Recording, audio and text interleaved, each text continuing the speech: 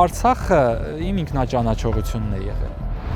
Մեր հայոց պատմությունը անդադար կրկնվելու վախենալու ձիրք ունի։ Ապագայի մասին կարող է խոսել միայն նա, ով ամուր հիշողություն ունի։ Մենք բավականին իրեպ արմատին կպած ժողովուրդ են։ Մենք զանգ ենք կախելու, եւ ես վստահ եմ, որ մենք զանգ կախողներ էլ ունենք։ Արցախի հարցում քաղաքականություն չկա։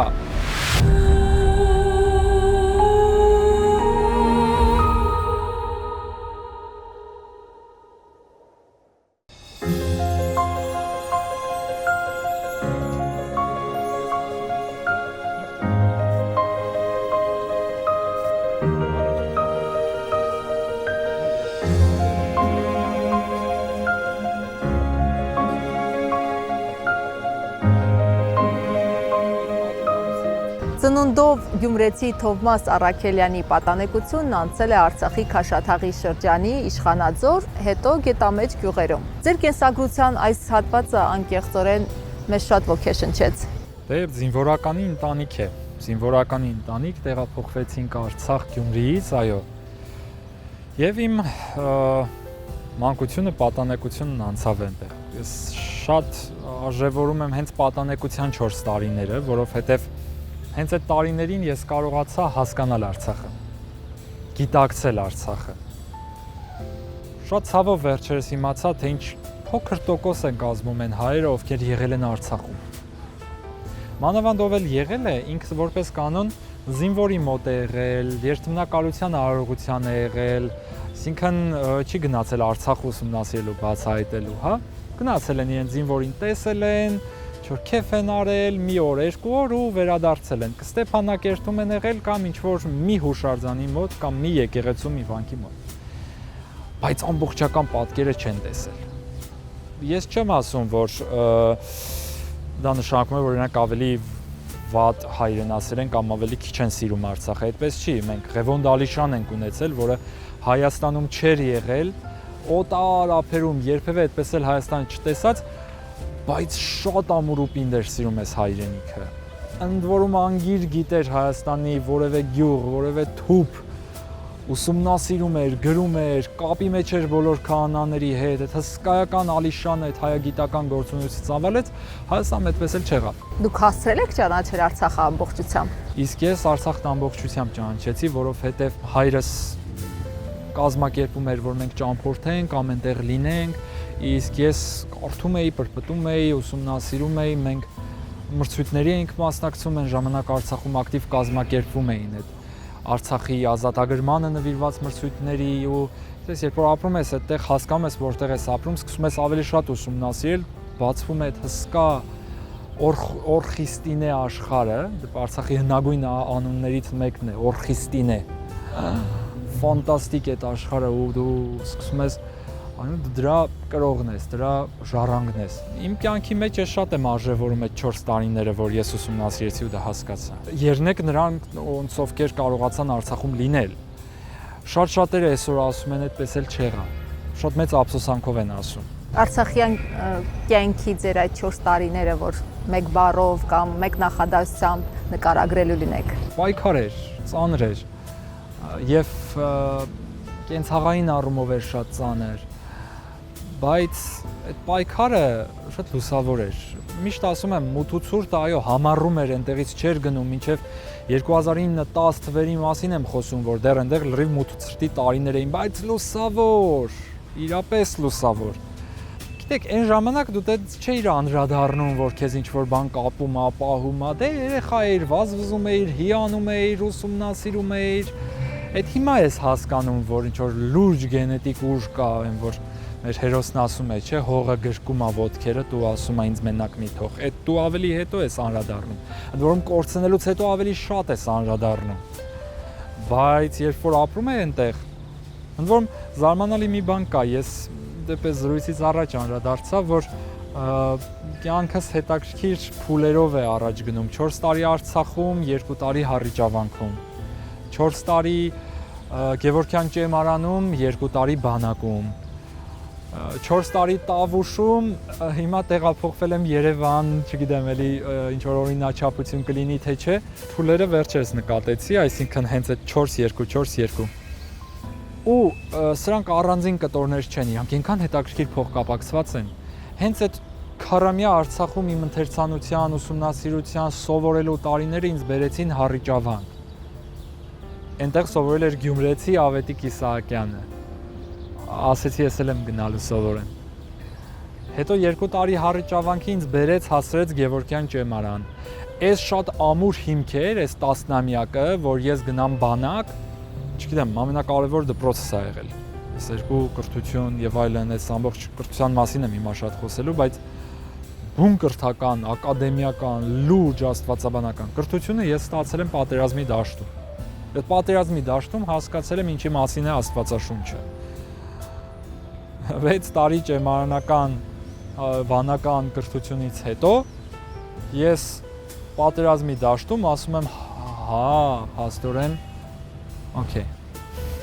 շատ հետաքրքիր զգացողություն է, այսինքն այդ ամբողջ սովորածս վերաիմաստավորեցի հենց այդ մարդ Աստված հարաբերությունների, հավիտենականության հետ բախվելու, մահվան աչքերին նայելու ու մահվան հետ շատ հանգիստ երկ խոսելու,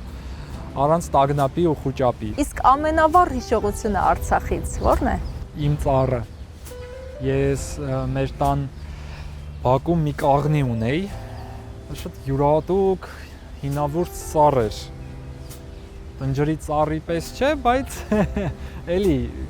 դժվար է ասել թե ինչեր էր։ Մեծ, իրոք մեծ հաստաբուն ու այդ ծառը աճում էր հետաքրքիր Y-ի նման։ Ես մեջտեղում կարողացել էի նստելու տեղ հարմարեցնել։ Գարնանը, աշնանը կարելի էր կարդալ ու ես նստում էի այդ ծառի տակ ու կարդում էի։ Գյումրիում այդքան շատ չէի կարդում, արդեն Արցախում սկսեցի շատ կարդալ ու դա եղավ լուրջ հիմք իմ կրթության համար, այսինքն ես հետո ինչքան էլ սովորեցի թե ճեմարանում, թե թատրոնի եւ կինոյի պետական ինստիտուտում, մինչեւ հիմա ես իմ հանրային խոսքում, իմ հարցազրույցների մեջ, իմ գրքում շատ հենվում եմ հենց այդ տարիների իմ ընթերցանության վրա։ Փոքրիկ գրադարան ունեինք, երբեմն Բերձոր էի հասնում գիրք վերցնելու համար, բայց այդ ընթերցանությունը հետո հա, էլի լուրջ ձեր խաղաց։ Ես հայոց գրականությունը կարողացա այդտեղ ճանաչել, հենց այդ կաղնուտը։ Ես հասկացա, թե մենք ինչ թափով գրականություն ունենք։ Իրոք ուժեղ։ Ու համաշխարհային գրականությունն էլ էի կարդում ու Բաղդադում էի դա համեմատում էի մեր հայ մեծերի հետ։ Այդ ես հասկանում եմ, որ վաու, այսքան փոքր ազգ ու մենք չենք զիջում ու գիտեք, թվում է թե ես հայրենիքն էի ճանաչում, թվում է թե ես հավատքն էի ճանաչում, թվում է թե ես Աստծուն էի փորձում ճանաչել, բայց այդ ամենի մեջ ես գալիս էի անդադար գալիս էի ինքնաճանաչողության։ Ու Արցախը իմ ինքնաճանաչողությունն է եղել։ Հենց Արցախում։ Հիմա եթե ձեր պատանեկության այդ 4 տարիները Արցախում չանցնային, ձեր կյանքը լրիվ այլ կերպ կտեսավորվեր։ Կյանքը չէր լինի։ Այդ Թովմասը էլ ինձ հետ կապ չէր ունենա, ինքը կլիներ լրիվ առանձին ինչ-որ Թովմաս։ Հոգևորականի ուղին չէիք ընտրի։ Դե հաշվի առնելով, որ ես հոգևորականի ուղին ընտրել եմ Դադիվանքում, ու Դադիվանքում արել եմ իմ առաջին աղոթքը, սրա մասին շատ եմ խոսել։ Քանի տարեկան էիք։ 15։ Անշուշտ դա լրիվ ուրիշ մարդ կլիներ։ Բայց Արցախում թեև շատ շրջագայեցի, շատ գրեթե բոլոր գյուղերում էլ երևի եղել եմ, շատ տարբեր մրցույթների էի մասնակցում, ասմունքի մրցույթների, բայց այդքան շատ չփվեցի արցախցիների հետ։ Ինչու, որովհետև Քաշաթաղը, դրա համար բարբառն էլ ցավոք այդ հարստությունը չունեմ, բարբառին չեմ տիրապետում, որովհետև Քաշաթաղի շրջանում արցախցիներ քիչ կային, այնտեղ վերաբնակեցվածներն էին։ Օրինակ Իշխանաձորում շատ էին հիմնական ընտանիքները լոռից էին, Սպիտակից։ Հիմա ուզում եք ասել արցախցիներին լավ չեք ճանաչում։ Բայց արցախցի ընկերներ ունեմ։ Նույնիսկ մանկության ընկերներ ունեմ Արցախից, որ մինչև հիմա իդեպ էլի հայացքն Արցախին ձեր հաղորդաշարի հյուրերից մեկը իմ մանկության ընկերն է, Արթուրը Խաչենց։ Մենք սկան երեխեք էինք, որ իրար հետ ասմունքի մրցույթների էինք գնում, ինքը Հադրութից, ես Քաշաթաղից, այնտեղ երկու Հայաստանի եւ Արցախի ազգային ժողովները կազմակերպում էին ասմունքի մրցույթ փառատոն, որին մենք մասնակցում էինք շատ ակտիվ, հաջողություններ ունեինք, երկուսս էլ։ Այդտեղից մեր ընկերությունը մինչև այսօր պահել ենք։ Ընդ որում, հա, արցախցիներին ես ավելի շատ ճանաչեցի պատերազմից հետո հենց Արցախի ժողովրդին, ես հիմա ավելի շատ եմ շփվում հենց արցախցիների հետ, քան այն ժամանակ։ Այն ժամանակ մենք ապրում էինք, ուրեմն ինչպես ասացի, Իշխանաձորում լոռեցիներ, Գետամեջում շիրակցիներ, վերաբնակեցվածներ, հայաստանցիներ, բայց ինչն էր հետաքրքիր, որ երբ մենք գնում էինք Ստեփանակերտ, բան արցախցիներ, բնական բա շփումը կար, մենք երբևէ չենք բախվել այսպիսի մի հարցի, որ այ ես շիրակցի եմ, իրենք արցախցիներ են ու ես եկել եմ Արցախում ապրելու ու ես ինչ որ վարքյան ինձ զգայի ուրիշ։ Զգայի ինչ որ ցի, շիրակցի զգայի ինձ արցախցին։ Բացարձակ, նույնիսկ երբեմն որ ասում էին իսկ արցախցիները ձեզ լավ էին վերաբերվում, ասում էի չէ, որովհետև արցախցիները մեզ ոչ մի ձև հատուկ չէին վերաբերվում։ Արցախցիները ոչ մի յուրահատուկ առանձին վերաբերմունք չեն ունեցել մեզ այնտեղ։ Ես ինչ եմ տեսել, ես տեսել եմ, որ մենք հայեր ենք, բոլորս միասին ապրում ենք, բոլորս ունենք մի նպատակ՝ ազատագրած այս երկիրը շենացնելու։ Իմ հայրը այս երկրի սահմանն է պահում, զինվորական, փոխգնդապետ, ծառայության մեջ անձնվեր։ Վստահ եմ կարող էր Հայաստանում ծառայել, բայց շատ բարդ պայմաններում մայրս դաշնամուրի դասատու էր եւ կարողացել էր Բերձորի երաժշտական դպրոցի ֆիլիալներ բացել 2 ժամ հեռավորության վրա գտնվող գյուղերում, որ երեխեքը դաշնամուր սովորեն կրթություն ստանան։ Եվ բոլոր դպրոցներում փոքր խմբակներ ուներ դաշնամուրի։ Մենք եկել էինք Արցախ շնացնելու, մենք ստանում ենք լավ վերաբերմունք։ Բայց էլի ինքս ինձ ուղղեմ, չհակասեմ ինքսին։ Մենք ստանում էինք ոչ թե լավ, բնականon ապրում էինք, թեման չկար, խոսույթը չկար։ Ավելի ուշ տարիքում, չգիտեմ որ պատի ծերից ու չգիտեմ ում փողերով սրսկվեց այդ արցախցիների մի բաժակ ջուր չտալու արեստական ու տգեղ վատ։ Հիմա դուք այդ մեկնաբանությունների ինչպես եք արձագանքում Արցախի ու արցախցիների հասցեին վատաբանող ոչ կոռեկտ մեկնաբանություններին։ Նորից ես գյումրեցի եմ, գյումրեցիները շատ հախուռն կոպիտ ժողովուրդ են։ Դուզն ասող, չխնայող, մենք որ մեր լեզուն շատ ուժեղ, ամուր, պինդ լեզու է, բայց ես ունեմ քրիստոնեական այդ անգլերեն ասած handle-ը, այդ իմ քրիստոնեական արժանապատվը միշտ չի թողնում, որ իմ գյումրեցու լեզուն կոպիտ տեղը դնի։ Բայց այս թեման են թեման, շատ հաճախ ունից դուրս եմ գալիս։ Ու կոպտում եմ։ Այդ մեղքը գործում եմ, վատ բան եմ անում, բայց երբեմն ես շատ քիչ եմ հունից դուրս գալիս, բայց կոնկրետ արցախցիների հետ կապված թեման ու այդ ով իմ մոտ կանգնում ասում է արցախցիները մի բաժակ ջուր չեն տվել բան, բայց չեմ խնայում։ Շատ վատ խոսույթ է։ Ընդ որում, գիտեք հիմա էլ որ ես ընդհանուր առմամբ մարդկանց հետ շփվում եմ, չգիտեմ, գուցե ինձ շրջապատող մարդիկ են լավը, բայց ես այդպես շատ կտրուկ չեմ նկատում ռեալ հողի վրա այն ատելությունը արցախցիների նկատմամբ, որը կա Facebook-ում։ Այսինքն Facebook-ում կա ինչ որ տհայ մեկնաբանությունների շքերթ ու վիճակ, տհայ։ Չգիտեմ, կա այդպիսի բառ, թե չէ։ Բայց այդ տհայերը, որոնք անդադար ֆեյքերով, բաներով դուրս ես գալիս արցախցիների հետ եմ խոսում, ասում եմ հարևան այդ բան, չէ, լավ հարևաններ, բան, տեսնում եմ, որ իրական հողի վրա նորմալ ապրում ենք, բայց սրսկում են այդ ատելությունը ու Facebook-ից դա այնուամենայնիվ գալու է իրական դաշտ։ Մարդը, որը երբևէ չի ունեցել, մտնում է Facebook, մի երկու հատ տհայի վիդեո է նայում, մի երկու հատ տհայի կոմենտ է կարդում, Facebook-ը փակում է ու ասում է դե հա էլի, այդ ես որ վատ եմ ապրում, այս ես որ վրայիցս հոտ է գալիս, այս իմ տան ցանկապատը որ խոտ է աճել, չկա էլ, հա, այդ հո ես չեմ ծույլ, այդ հո ես չեմ փնթի, այդ հո ես չեմ անուս, ինձ արցախցիներն են թալանել։ Գիտեք, հիմա ես այսպիսի մի բան պատմեմ, երբ արցախցիները եկան, ծանր օրերն էին, դե բնականաբար բոլոր լսարան ունեցող մարդիկ փորձում էին ինչ-որ բան անել, ինչ-որ բերդ հետևացնել ու ես կազմակերպեցի բարեգործական զրույցներ։ Մարդիկ գալիս էին, ինձ հետ հանդիպման, ինձ հետ զրույցի համար վճարում էին այդ վճարից գումարվում էր բավականին լավ գումար ու ես այդ զրույցները անում էի ամեն շաբաթյա ձևով 10-ից ակումբ կա իրենք կազմակերպել էին ու մենք իրար հետ գումար էինք հավաքել դրանից առաջ ես էլի մի քանի նման բարեգործական ծրագիր արել էինք Տավուշի սահմանամերձ շրջանում ապրող ընտանիքների համար հիմա տեսեք չեմ վատաբանում բայց պարզ օրինակ եմ բերում մի կողմում մարդ է որը աղքատ է եղել միշտ չի հաջողել իր կյանքը, ինչ որ պատճառներով, երբեմն նաև իրենից չկախված, սահմանամերձ յուղում աշխատանք չկա բան ու լուրջ ֆինանսական խնդիրներ է ունեցել։ Դե այդ մարդն էլ այդ հանգամանքներում է, դժվարին հանգամանքներում այդ մարդկանց օգտակարություն էինք վերում, ասում էինք ինչ ես ուզում քեզ համար անել։ Ասում էին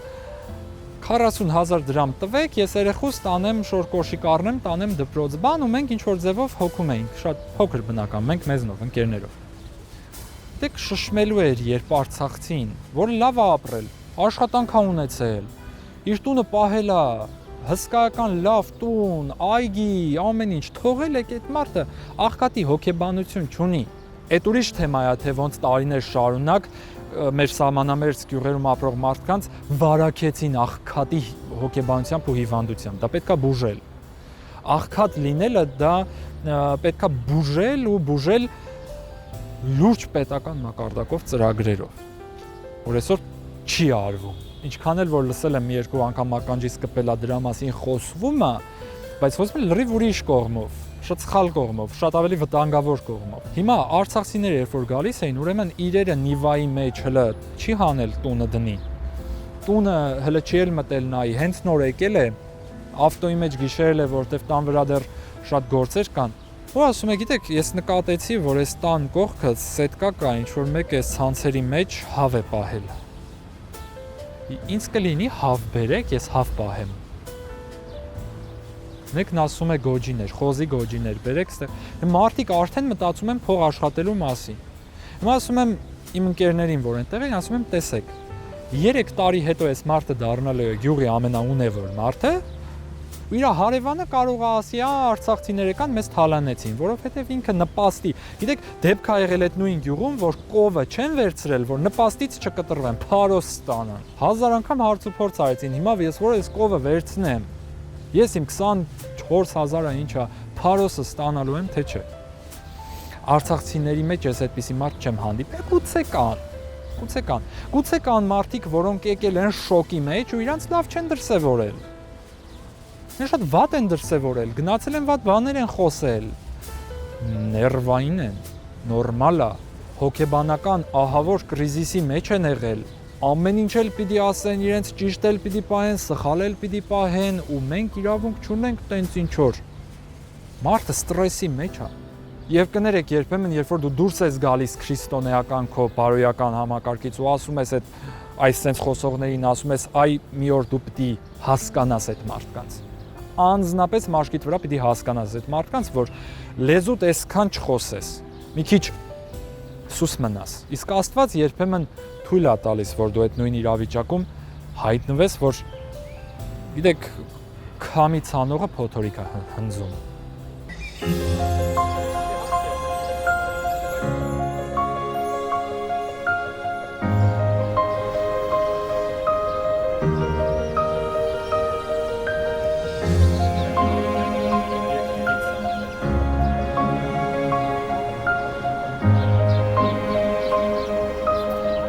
Ժամկետային ծառայության մեջ էիք, երբ սկսվեց 44-օրյա պատերազմը։ Արցախում չէիք, բայց որոշեցիք գնալ ու բարձրանալ դիրքեր։ Հոկտեմբերին գնացի, մի քանի հոգով կամավորագրվեցինք հենց Վայքի զորամասից, որ մեզ տանեն Արցախ, իհարկե այնտեղ արդեն դիրքերի մասին խոսք չկար, մենք սարերում, ձորերում, մենք ինքներս արագ փորում էինք, հրամանները արագ կատարում էինք, կողմնորոշվելով երբեմն ուղղակի ինքնակազմակերպվելով, որովհետև պատերազմի հետ օրերը ես անվանում եմ կազմակերպված անկազմակերպվածություն։ Եթե չկամավորագրվեիք, չէին տանի։ Վայքի զորամասի մեր գումարտակը սա գաղտնիք չէ, բոլորը գնացել են կամավոր, ովքեր ուզել են գնացել են, ովքեր չեն ուզել չեն գնացել, այսինքն գումարտակը ամբողջությամբ այդպես էլ չտարան։ Տարան առաջին գումարտակը, որը իդեպ շատ դաժան մարտերի մասնակցեց, շատ քչերը հետ եկան։ Եվ երկրորդ գումարտակը, որը հետագայում երկու մասի բաժանվեց։ Մի մասը ճանապարհի կեսից որոշեց վերադառնալ եւ հետո իրենք այնուամենայնիվ իրենց հետ ուղարկեցին արդեն ու իրենք ընկան շատ ծանր մի մարտի մեջ, իսկ մենք որ որոշեցինք հետ չդառնալ մինչև վերջ չգնացինք, այնուամենայնիվ ունեցանք միայն վիրավորներ։ Ես այդքան շատ չեմ սիրում խոսել պատերազմի մասին, բայց որպեսզի խոսքս շարունակեմ, այն ինչ մասին մենք խոսեցինք, հա, այդ Արցախը ճանաչելուց։ Ու միայն այն փաստը, որ ես գիտեի, որ դա Մամարք գյուղն է, ես գիտեի, որ դա շատ մոտ է Իշխանաձորին, ես գիտեի, որ այնտեղ Պարսկաստանի սահմանն է, գիտեի, որ մի քիչ հետև Խուստուփն է եւ Դավիթ Բեգ գյուղը կարելի է գնալ, շատ կարճ ճանապարհ կար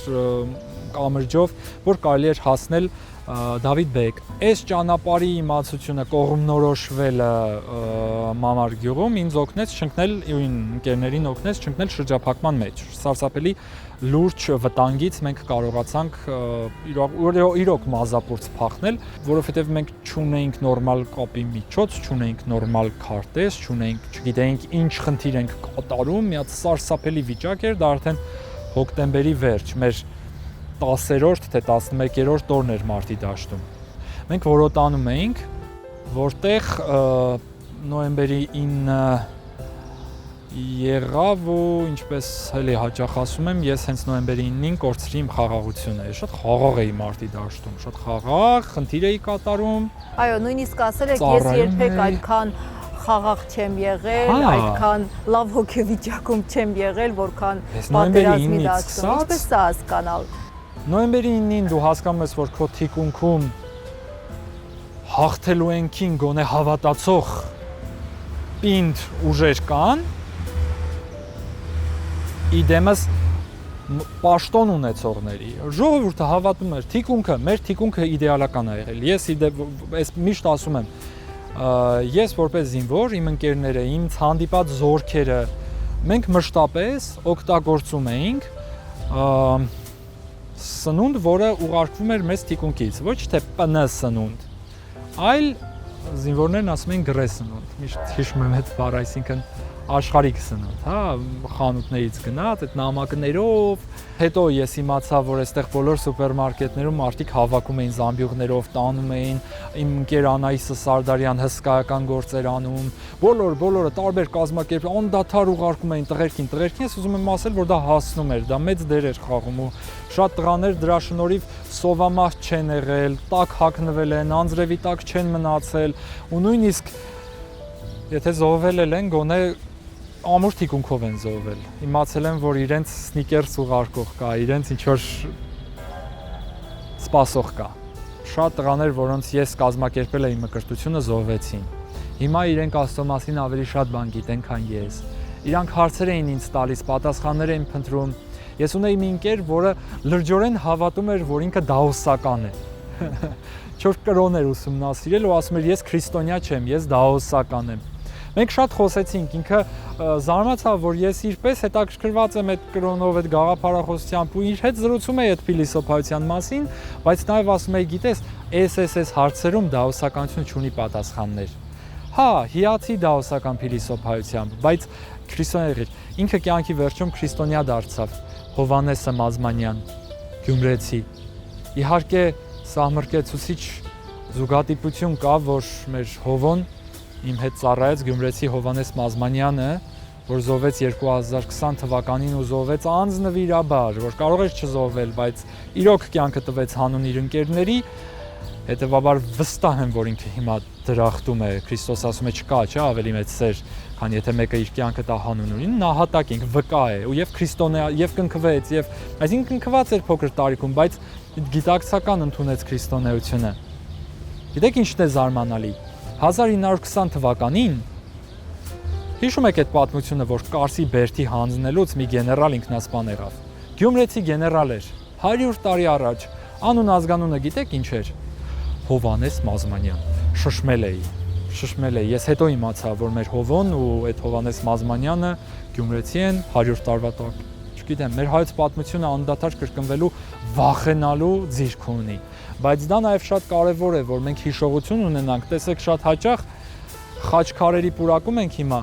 բոլոր խաչքարերի վրա գրված է հիշեցեք նրան, հիշեցեք մյուսին, հիշեցեք,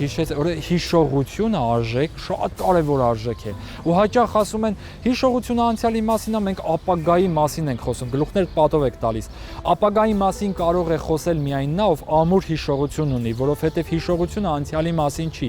գալիքի մասին է։ Շատ են, չէ՞, փորձում ջնջել այդ ամենը։ Դե հա, հիշողության դեմ տոտալ պատերազմ է հիմա, բայց մենք հորթ չենք առանց հիշողության ապրենք, էլի, չի կարելի։ Մենք այն էլ մեր նման ազգը, հինավուրց պատմություն ունեցող, արմատ ունեցող,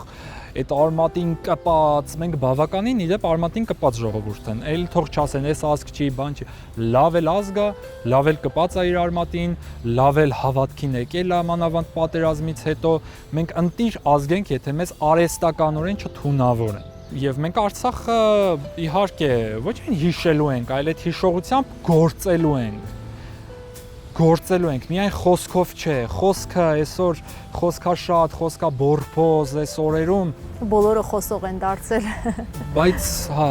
մենք զանգ ենք կախելու եւ ես վստահ եմ, որ մենք զանգ կախողներ էլ ունենք, այն էլ ոնց ունենք։ Թովմա ջան, չնայած նշեցիք, որ չեք սիրում պատերազմի մասին խոսել, բայց ուզում եմ հարցնել, թե ինչը փրկեց ձեզ, բացի այն, որ շատ լավ ճանաչում եք Արցախը, գիտեիք ինչը որտեղ է, որովհետև այդ օրերին չկար մի դիրք, որտեղ թշնամին հրետակոծության չենթարկեր։ Ինչը փրկեց ձեզ։ Չէ, գերբնական բաներ, ինչ էլ որ եղել է, ինչ էլ որ զգացել եմ, գիտեք, իմ ու Աստծո հարաբերությունը, ընդհանրապես մարդ Աստծո հարաբերությունը շատ ինտիմ դաշտ է։ Ես որպես կանոն շատ չեմ սիրում այդ վկայությունները, այնտեղ մի քիչ պատրանք կա, վտանգ կա, որ դու զմայլվես քեզնով, ասես, որ դու տենց շատ հոգևոր տղա ես ու Աստված քեզ հատուկ ինչ որ արժանիքների համար փրկել է։ Ասել եք, որ ձեր հրամանատարն է նույնիսկ ասել, որ դուք այդ պատմությունը պատմում եմ, հա, այդ պատմությունը շատ եմ պատմել, որ եղել են այդպիսի դեպքեր, այո, հրամանատարս արդյունքում մկրտվեց։ Վայքի Զորամասի իմ գումարտակի հրամանատարը Կամբատը,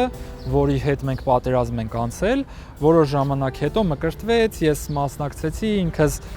Խաչիկ գյուղի քահանան մկրտեց իմ զինվորներին, Կամբատին, շատ մեծ։ Իդեպ իմ Էջմիածնում դասակի հրամանատար, Վաշտի հրամանատարի տեղակալ կապիտան Առաքելյան։ Իրեն էլ եմ կազմա, իր մկրտությունն էլ զինվորների հետ եղավ, մի քանի զինվոր եւ իրենց հրամանատար։ Այնքան սիրուն էր, որ հրամանատարն ու զինվորները իրար հետ մկրտվում են։ Այդ շատ կարեւոր հիշողություն է ինձ համար բանակից։ Բայց իհարկե պատերազմից մնաց են դասերը, որոնք ես բերեցի ինձ հետ, կուտակեցի սովորելու արդյունքում, հիմնվեցի դրա վրա, այդ ապրումի վրա եւ գրեցի իմ գիրքը, որ կոչվում է Ճանապարհ, մտերմիկ զրույցներ, այս մտերմիկ բառը շատ եմ կարևորում, մտերմիկ զրույցներ հայոց եկեղեցու մասին։ Իսկ Արցախը։ Արցախն այդ գրքում իհարկե կա։ Իմ գիրքը կազմված է մի քանի ճանապարհներից, մենք ճամփորդում ենք եւ վերջին ճամփորդությունը, կարևորագույն ճամփորդությունը իհարկե մենք գնում ենք Արցախ։ Ես գիրքը վերջնական տեսքի էի բերում ու այդ Արցախի գլուխն էլ ամբողջացնում էի այն ժամանակ, երբ Արցախը արդեն շրջափակման մեջ էր եւ ես ասում եի, գիտեք, ինչ ուզում եք, ով ինչ ուզում անի իմ գրչի ուժով, ես մեկը Արցախ գնալու եմ։ Ու ոչ մեկ իմ երթը չի կարող, իմ ճանապարհը չի կարող փակել։ Գրչի ուժի դեմ ոչ մեկ չի կարող։ Դրա մասին շատ է գրվել, որ գիրքը Ձեռագիրը, գիրը յուրահատուկ ուժ է, յուրահատուկ զենք է ու պետք չի դա թերագնահատել։ Ընդհանրապես մենք երբ Արցախի մասին ենք խոսում, միշտ լեյտմոտիվն ինչն է՝ պատերազմ, պայքար, հայրենասիրություն, սիրել թշնամուն, թե ոչ, ներել, թե չներել, բայց ես այդ ամենը տեղափոխեցի Սյունիք։ Սյունիքում ես նժդեհյան ոգով, նժդեհի գաղափարախոսությամբ, իդեպ ուղնուցուցով քրիստոնեական։ Արցախի գլխում ես երկու հիմնական թեմա բերեցի։ Առաջինը դա մեր ազգային եկեղեցական տոներն են։ Տոները։ Հենց ես ուզեցի, որ Արցախը իմ մանկության մեջ միշտ այդ Արցախի, չգիտեմ էլ, չեմ էլ հիշի հիմա որ թվականի այդ մեծ ռազմաշքերթն էր Ստեփանակերտի հրապարակում, հզոր ռազմական շքերթ էր։ Ես մասնակցել եմ դրան, ես տոնական Արցախն եմ հիշում, ուզում եմ այդպես էլ, հետո հարության տոնի մասին եմ այնտեղ խոսում։ այո, հարություն լինելու է։ Խաչի ճանապարհից հետո հարություն լինելու է։ Սուրբ ծնունդը, այո, մեր փրկիչը, որ ծնվել է, այդ Սուրբ ծննդյան ոգով մեզ անդադար բարի լուրը էլի տալու է։ Վերջը ինքն էլ պայքարով ծնվեց, պայքարով անցավ իր կյանքը եւ պայքարով հաղթեց։ Ամփոփեցի Արցախի գլուխը հենց հայոց եկեղեցու բարոյագիտության մասին խոսելով, որովհետեւ վերջին հաշվով մեր բոլոր խնդիրները բարոյական են։ Երբես որ հոգեվորականները խոսում են ու աչից ձախից ինչ որ տենց կերպարներ fake կամ հայ ասում են դուք քաղաքականությունից ինչու եք խոսում, քաղաքական եք, քաղաքական եք խոսում, ժողովուրդ, Արցախի հարցում քաղաքականություն չկա։ Ուղղակի չկա, ու ցավոք սրտի չկա։ Լսում որ ստեղծված իրավիճակի համար բոլորս ենք մեղավոր։ Դուք ձեզ մեղավոր համարում բոլորս ենք մեղավոր, այնա ոչ մեկ մեղավոր չի, այդ նույն բանն է, այդ կոչվում է մեղքի մանիպուլյացիա, շատ հաճախ կրկնվում են։ Ես մեղավոր չեմ, կներեք, ես ինձ մեղավոր չեմ համարում։ Ես ոչ 2018-ին ասֆալտներին եմ պարկել, փռվել ավտոների տակ, ոչ սրանց երբևէ ձայն եմ տվել, փառք Աստծո, բայց այս ամենը, այս ինչ որ ես հիմա էլ խոսում եմ, քաղաքականություն չկա։ Ես երազեի, որ Արցախի հարցում լիներ քաղաքականություն, քաղաքական մոտեցում, այս ինտրիգանտների հետ ինչ քաղաքականություն, այստեղ զուտ բարոյագիտության եւ անբարոյականության հարց է։ Իսկ կներեք երկրում բարոյականության մասին, եթե հոգեվորականը պիտի չխոսի, ով պիտի խոսի։ Գիրքը հայոց եկեղեցու մասին է։ Եվ հայոց եկեղեցու մասին փաստավավերագրական է, գեղարվեստական էլ չէ։ Ու մարդիկ կարդում են, ուզում են ճանաչել իրենց, ուզում են ճանաչել։ Իհարկե նաև կան մարդիկ, ովքեր կանգնում են այս գրքի, ովքեր գաղափարակից են մեզ եւ հզոր մարդիկ են, որոնք այս անդադար օգնում են ինձ գիրքը վերահրատարակել, որովհետեւ մարդիկ հասկանում են, որ իրենց գործունեությունը մենակ փող աշխատելու մասին չի, իրենք յուրաքանչյուրը իրենց տեղում ու շատ-շատերը, գիտեք, լծված են այս հայրենիք շենացնելու գործին։ Արցախի կորստից հետո շատերն են մեկ այլ կորստի վախով ապրում։ Դուք ունեք նման զգացողություն։ Այ, մեր տունը քանդում է երկու մեղք՝ վախը եւ սուտը։ Վախն ու սուտը պետքա բացառել։ Վախենան, վախենում ենք, նկարահանվելուց վախենում ենք, խոսալուց Դավիթ Հակոբյանը լավ, չէ, կյանք ու կռիվ ֆիլմում Սեր խոստովանելուց վախենում ես, պատերազմ գնալուց վախենում ես, ու մենք այնքան ենք ապրում այդ վախերի մեջ։ Նայում ես մարդը 18 թվին իրեն ճղած հանրային կերպարներից հիմա վախենում է քաղաքականությամբ չզբաղվել անվան տակ, արդարացնում է իր կենթանական վախերը, ցածր, մանր, մունր, 2 կոպեկի վախ։ Արցախից չխոսեմ, որ 2 կոպեկ կուլ չի գնալու։ Հուդայի 30 արծաթներով մարդիկ վախին կուլ են գնում։ Պատերազմի դաշտում էլ չէիք վախենում։ Վախի ընկալում չկար։ Ես հիմա երբեմն որ հիշում եմ ինչ որ հետադարձ հայացքով պատերազմի դրվագներ, հիմա ավելի ասենց լավ ոնց հիմա ավելի դժվարանում եմ հիշել, իդեպ չեմ էլ փորձում վերջել անջատած ինձ համար փակված թեմա է։ Այդ ժամանակ դու աֆեկտի տակ ես մի քիչ էլ։ Ու չգիտեմ, այնց բութ զգացողություն է։ Վախելու էմոցիոնալ ռեսուրս չունես։ Իսկ այսօր Աստվածաշնչում ավելի քան 300 անգամ գրված է՝ մի վախեցիր,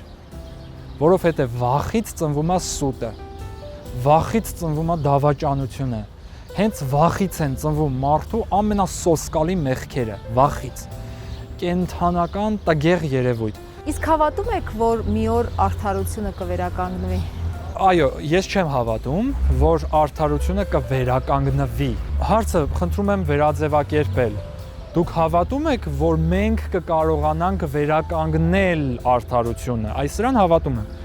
Դենիկ Դեմիրճյանն ասում էր թուրքը եկավ նայեց ռուսին, ռուսը եկավ նայեց եվրոպացուն, եվրոպացին գալիս է նայում է ռուսին, ռուսը գալիս է չի ընդունում։ Չկա նման խաղաղություն, չկա նման հաղթանակ, չկա նման լուծում։ Հարցի լուծումը մենք ենք, մեր հսկայածավալ կարողություններն են, նախ եւ առաջ այս ուղեղի կարողությունը, որը իսպար հրաժարվում են օգտագործել եւ մեզ էլ թույլ չեն տալիս, մի օր պիտի գա, որ մեր խելքերը, մեր ուղեղները, մեր իմաստունները պիտի կարողանան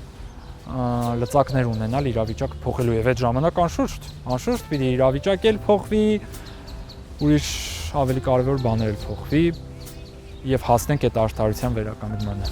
Թովմա ջան, արցախցիները ապրում են վերադարձի հույսով։ Յուրաքանչյուրը իր սրտում պահում է այդ հույսը։ Իսկ դուք հավատում եք վերադարձին։ Ես իհարկե անշուշտ հավատում եմ, բայց գիտեմ դրա գինը նաև։ Բոլորս էլ գիտենք այդ վերադարձը ոնց է լինելու եւ պիտի պատրաստվենք այդ վերադարձի գինը հստակ վճարել։ Դա պայքարի հսկա ճանապարհ է։ Գուցե նաև դիվանագիտական պայքարի։ Միևնույն ժամանակ մենք հիմա մի նախաձեռնություն ունենք, որ կոչվում է Վերև։ Մենք ուխտագնացություններ ենք կազմակերպում, արդեն շատերը նաև շատ արցախցիներ մասնակցել են։ Ես Վերև ուխտագնացությունների շարքը